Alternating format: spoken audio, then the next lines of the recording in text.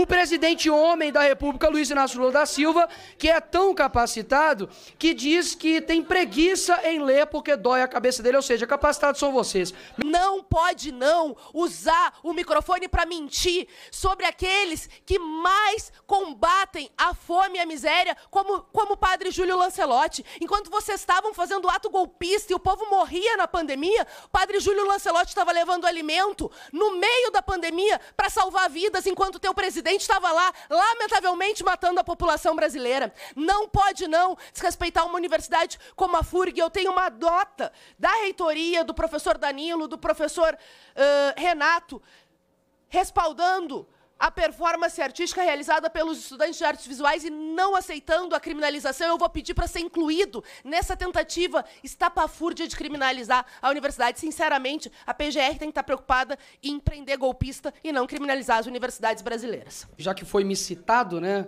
no seu discurso, eu acredito que a democracia que eu estou colocando aqui, diferentemente da que teu presidente prega, a democracia relativa, ela inclui outros demais debates, inclusive os que você discorda. Então eu vejo que uma sociedade que todo mundo concorda com todo mundo não é uma democracia. E, inclusive, a PGR, que você está pedindo para poder fiscalizar e colocar criminosos, decidiu que não houve crime no meu episódio com relação à deputada Nicole, onde eu exemplifiquei o que está acontecendo, inclusive na escola da minha irmã, onde um travesti entrou, uma travesti entrou no banheiro e a minha irmã filmou, me mostrou, pedi providências para a escola nada o fez, e, portanto, eu como irmão e como representante, inclusive, legal, que eu era vereador da cidade, eu fiz um discurso e, na época, agora aqui como deputado federal, utilizei uma exemplificação do que vocês mesmos defendem, que é um homem que se sente mulher e estar ali como uma mulher. Enfim, então, o que eu quero dizer e responder a Vossa Excelência é o seguinte: a condição de colocar criminosos, que seja, é engraçado, porque querem colocar, dizem que não tem espaço, sabe, para pessoas, delinquentes menores de idade, por exemplo, que matam, que roubam, estupram, porque as celas estão lotadas. Mas há espaço para um deputado que exerce o seu direito, artigo 53 da Constituição, de imunidade parlamentar. Ou seja, eu quero deixar aqui bem claro nessa comissão, senhores, de que quem está trazendo este presidente para debate não sou eu. Mas todas as vezes que me trouxer para o debate, eu irei também debater, por mais que eu não gostaria de estar fazendo esse papel. Ou seja, todo tipo de convite que me vier a ser feito, será feito isso. Agora, quer tratar a respeito de capacidade do presidente, que não deveria estar aqui, como fizeram discursos, eu também posso questionar a capacidade, por exemplo, da ex-presidente Dilma, tem dificuldade oratória. Eu posso fazer a capacidade, por exemplo, da ministra Anísia Trindade, que é formada em sociologia. Eu posso questionar a capacidade, deputado, com relação a Aniele Franco, que o currículo dela é ser irmã da Marielle, ou seja, e por fim, fique tranquilo, é democrático. Eu sou democrático. Por fim, o presidente homem da República, Luiz Inácio Lula da Silva, que é tão capacitado que diz que tem preguiça em ler porque dói a cabeça dele, ou seja, capacitados são vocês. Meus parabéns.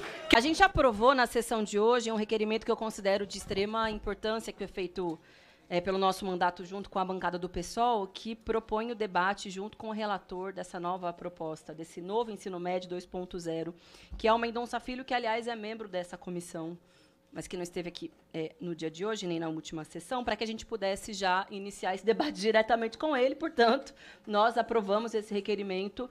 E, bem, se o novo ensino médio for votado no dia de hoje, no plenário da Câmara, vai ser um desrespeito a uma decisão que a própria Comissão de Educação fez, de que é necessário que o debate aconteça antes de que esse tema seja votado em plenário.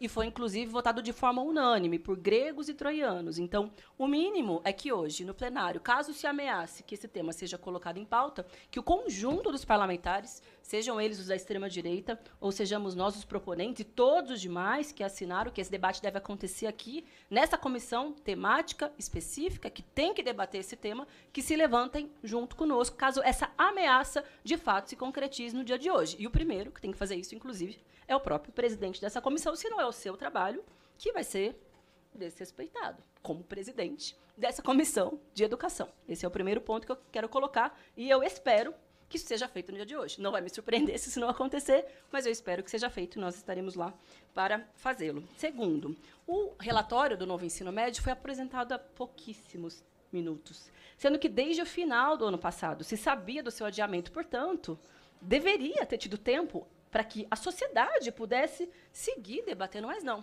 Se apresenta no dia de hoje para tentar votar de forma assodada em pouquíssimas horas. Isso não diz respeito àquilo que, de fato, se espera da educação pública brasileira, que é a participação da sociedade que repudiou o ensino médio, que foi aprovado durante a gestão Temer e implementado durante a pandemia da Covid-19, quando os estudantes, inclusive, não estavam tendo a possibilidade de ter aulas presenciais, e os educadores também passando por uma série de dificuldades, inclusive econômicas. Pude ver nesse relatório que se manteve a ideia de 1.800 horas quando é o ensino técnico. Horas, é óbvio que os estudantes têm que ter a liberdade para ter uma formação técnica, mas isso não deve prescindir de uma formação geral. Não deve significar uma exclusão para esses estudantes que fazem a opção por se dedicar a uma formação técnica profissionalizante.